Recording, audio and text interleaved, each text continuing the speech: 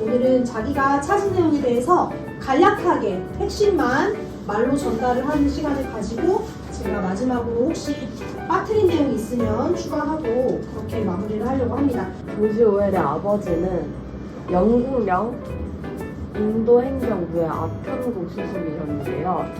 조지 오웰은 아버지와 그닥 사이가 좋지 못했어요. 그래서 이제 어릴 때 어머니와 누나를 따라서 미국으로 건너가게 됩니다. 미국이요? 영국으로 건너가게 영국으로? 됩니다. 영국에서 좀 약간 힘든 삶을 살아요. 왜냐면 그닥 좋은 처지가 아니었어서 차별도 받고 그렇게 유년 시절을 보냈습니다. 조지 오웰. 인도가 우리가 알고 있는 뭐가 발달한 지역이죠? 향신료? 맞아요. 계급 사회가 굉장히 발달했고 지금도 카스트 제도가 폐지됐다고는 하지만 뿌리 깊게 남아있는 곳인데 예전에는 어땠을지 더 여러분들 상상이 가시죠? 20세기에는 어땠을지 그런 상황에서 이 사람이 겪었을 그런 본인의 처지 이런 걸 유추해 볼 수 있습니다. 자, 이 가명이라는 단어는 앞에 P가 붙는데 이거는 묵음이거든요. 다 같이 읽어볼게요. 수도님. 네, 가명, 필명이라고 할 때 쓰는 이름이고 펜네임이라고 하기도 합니다. 제일 흔한 남성의 이름인 조지랑 영국의 동쪽 앙글리아 지역에 있는 그 오웰이라는 강을 합쳐서 만든 이름이라고 합니다. 왜 굳이 조지 오웰이라는 이름을 썼을까에 대해서 우리가 생각을 해보면 조금 더 업그레이드가 되는 거예요. 왜 수도님을 썼을까요? 남살 당할까봐. 자기가 발표한 작품이 너무 센세이셔널할 거를 예상을 하고 자기 가족을 생각했다고 합니다. 그래서 부모님이 너무 충격을 받을까봐 그래서 존재를 숨기기 위해서 필명을 썼고요. 실제로 필명으로 활동한 작가들이 꽤 많이 있습니다. 이튼 스쿨은 들어본 적 있죠? 누가 다니는 걸로 들어봤죠? 영국의 왕자들을 이튼 스쿨에서 교육을 시키는 기숙학교, 유명한 명문 사립 기숙학교인데 처지가 그렇게 넉넉하지 못했는데 최고 명문 학교로 갔어요. 거기다가 기숙사 환경입니다. 이 사람이 어떤 10대를 보냈을지 대충 그림을 그릴 수가 있겠죠. 네. 그래서 윤서가 포인트를 굉장히 잘 잡았어요. 어려운 내용이었는데 조지 오웰을 대표적인 이상주의자라고 말하는 게 바로 이것 때문입니다. 민주주의적인 사회주의를 원하는 사람이에요. 그래서 민주적으로 뭐한 세상? 평등한 세상을 꿈꾸는 사람이었습니다. 과연 그가 죽기 전에 그런 세상을 봤을지 네, 거기에 대해서는 여러분들이 생각해 볼 수가 있겠죠. 네, 그리고 이제 이 사람이 사실은 짤막한 에세이 같은 것도 많이 썼거든요. 그래서 여러분들이 혹시 관심이 있다면 나는 왜 쓰는가? 네, 그것도 한번 읽어보시면 작가를 이해하는데 도움이 많이 될 수가 있고요.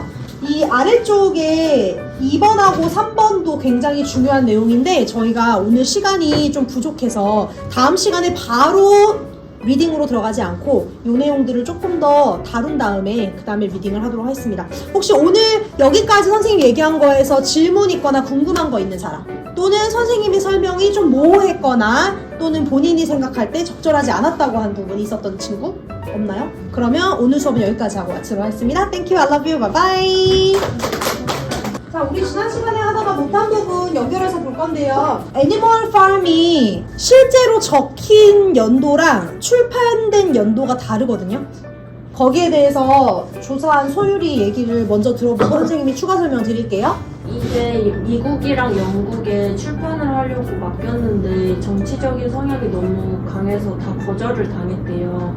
그래서 계속 두고 있다가 그 전에 그 전 작품이 카탈 무슨 머시기였는데 거기 출판사에서 잘 얘기해서 그 후에 나중에 출판을 하게 되었었어요. 이제 선생님도 사실 역사적으로 그렇게 해박한 사람이 아니라서 좀 부족할 수가 있는데요. 음성애가 지금 바쁘네. 갑자기 바빠졌네. 제2차 세계대전 당시 영국이 동맹군이 러시아였거든요. 그래서 러시아랑 영국이랑 같이 협업을 하는 관계였어요. 그 당시에. 근데 이거는 구체적으로 이 소설은 누구를 겨냥했냐면 스탈린의 독재 체제 하에서의 러시아의 정치 현실을 풍자한 책이잖아요. 그래서 이게 공격적으로 받아들여질 수 있는 것에 대한 두려움이 좀 있었던 것 같아요. 그러니까 여러분 좌파 우파 뭔지 아세요? 좌파는 진보 쪽이고 우파는 이제 보수 쪽. 이걸 영어로는 left wing, right wing이라고 표현을 해요. 근데 그 당시에는 이 사회주의가 굉장히 각광을 받으면서 좌파 전문 출판사들이 많았대요. 그리고 이 OL의 책을 전적으로 출판해주는 출판사도 좌파 사회주의 출판사였다고 합니다. 그러니까 원래는 이 스탈린이나 이런 정치적인 색깔을 가진 지도자들이 사회주의라던가 어떤 자기만의 어떤 개념을 가지고 지도자가 된단 말이에요. 근데 그게 일종의 어떤 변질 과정을 거쳐가지고 악영향이 나오는 그 과정을 아주 여실히 비판한 그런 책인데 그게 싫은 거야. 왜냐면 이 진보주의 성향인 사람들은 변화를 통해서 세상이 아름다워질 수 있고 성공할 수 있을 거라고 믿는 사람들이기 때문에 그게 변질되고 망할 거야 라고 하는 책에 대한 두려움, 그런 것도 좀 있는 거를 이해를 하시면 여러분들 좋겠고, 아픈 역사가 있어요 우리나라는 특히나. 그래서 우리가 약간 좌파 이야기 들으면 뭔가 약간 좀 그런 느낌이고 우파 하면 또 뭔가 이런 느낌인데, 그런 특정한 어떤 개념이라던가 아니면 성향에 대해서 여러분들이 필요 이상으로 너무 선입견이나 색깔을 입히지 않았으면 좋겠어요, 선생님은. 지금 제가 얘기하는 게 어떤 특정한 집단을 편드는 거는 아니라는 걸 아시겠죠? 그러니까 그런 거를 우리가 좀 객관적으로 보자. 시대의 흐름과 역사의 어떤 흐름 속에서. 2번 포인트 오브 뷰는 뭐죠? 그 작품 밖에서 서술한 3인칭 시점 관점인데요. 근데 이거를 이제 동물한테 인격을 줘가지고 정치적 풍자를 하는 거를 밖에서 나타내고 있어요. 네, 정확합니다. 방금 전에 시우가 설명해 준 것처럼 바깥에서 서술하는 그런 방식을 채택했을까? 왜 그랬을까요? 그렇지. 이게 다시 말하지만 그 시대 상황과 정치 상황을 굉장히 여실히 드러내주기 때문에 누구 편에 서서 했다? 이렇게 느낌이 들어가 버리면 안 되잖아요. 좀 색깔을 빼고서 여기에 대해서 그냥 담담하게 표현하는 그런 어조를 갖고 싶었던 것 같아요. 책에서 작가가 표현하고 싶었던 주제는 뭘까요? 러시아 혁명이랑 약간 사회주의 비판, 그리고 부패한 지도자랑 좀 권력층들을 비판하는 네, 그런 게 주된 주제인 것 같아요. 네. 요거를 기억하시면 잘 보실 수가 있죠. 발표 잘 지금 듣고 있지 얘들아? 네. 계급주의, 거기에 대한 이야기를 느리가 해줄 거예요.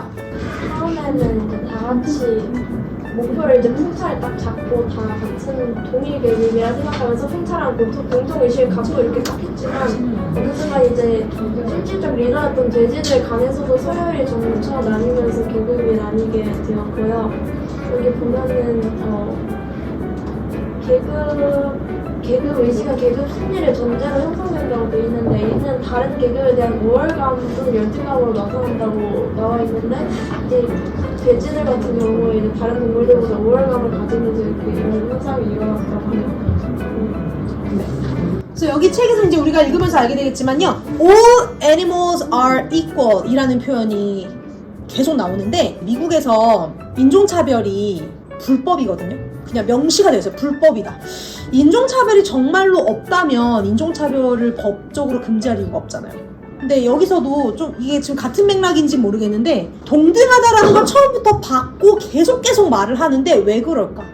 동등하지 않다라는 거를 작가가 돌려서 얘기하려는 그런 프레이즈가 아닐까라고 비판적으로 한번 생각해 보셔도 좋을 것 같아요.